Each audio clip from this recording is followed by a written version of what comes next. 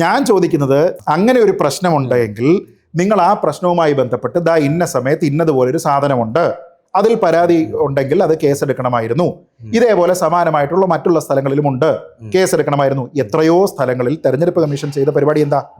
ഈ പറഞ്ഞിരിക്കുന്ന എല്ലാ പാർട്ടിയിലുമുള്ള ആൾക്കാരോട് വാക്കാൽ പരാമർശിച്ചിട്ട് അങ്ങനെ വിട്ടു തെരഞ്ഞെടുപ്പ് കമ്മീഷൻ. നരേന്ദ്രമോദിക്കെതിരെ അത്തരത്തിലുള്ള പരാമർശം നടത്തിയിട്ട് തെരഞ്ഞെടുപ്പ് കമ്മീഷൻ അങ്ങനെ പറഞ്ഞു. നരേന്ദ്രമോദിയോട് പറയുന്നത് നിങ്ങൾ വിചാരം?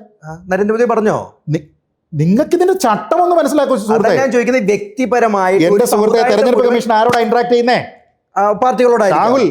പാർട്ടികളോടായിരിക്കാം, തെരഞ്ഞെടുപ്പ് പാർട്ടികളോടായിരിക്കാം. ഒന്ന് കൂട്ടും. പാർട്ടിക്ക് ശാസന കൊടുത്തിട്ടുണ്ടോ ഇല്ലയോ തെരഞ്ഞെടുപ്പ് കമ്മീഷൻ? പാർട്ടിക്ക് ശാസന കൊടുക്കുന്നു. രാഹുൽ ഗാന്ധിക്കാണോ കൊടുക്കുന്നത്, കോൺഗ്രസിനാണോ കൊടുക്കുന്നത്? പറയും. ബിജെപിക്ക് ശാസന. രാഹുൽ ഞാൻ ചോദിക്കുന്നതിന് മറുപടി പറയുമ്പോൾ അതിലേക്ക് വരും.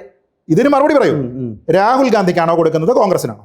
രാഹുൽ ഗാന്ധിക്കും ശാസന കൊടുക്കാം. രാഹുൽ ഗാന്ധിക്കാണോ കോൺഗ്രസിനാണോ? കോൺഗ്രസിനായിരിക്കാം കൊടുക്കുന്നത്. കോൺഗ്രസിന്. ബിജെപിക്ക് കൊടുത്തിട്ടില്ല എന്ന് നിങ്ങൾ പറയുന്നുണ്ടോ?